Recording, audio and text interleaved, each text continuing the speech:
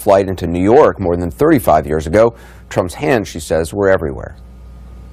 I don't think I said a word. During the late 60s, 70s, and into the 80s, culture had instilled in us that somehow it was our fault that we received from men, that we were responsible for their behavior.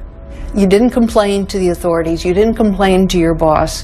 If something happened to you, you just bucked up and you went on. I thought to myself, gee, I wish the stewardess would come and rescue me. The Times says Donald Trump categorically and angrily denied the allegations to their reporter. The campaign publicly calls it fiction. The CNN Reliable Sources anchor Brian Stelter has new reporting on it.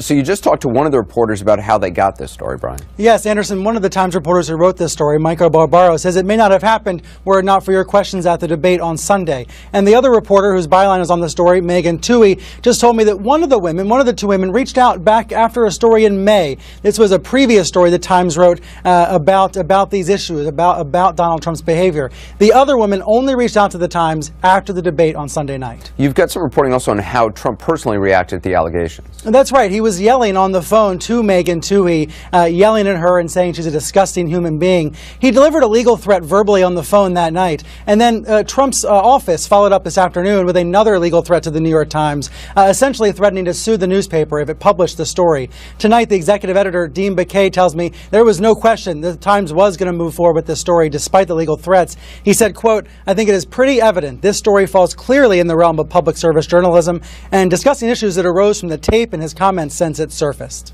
All right, Brian Stelter, appreciate that. Back with the panel. Phil, the fact that Donald Trump is threatening to sue the New York Times, I mean, he threatens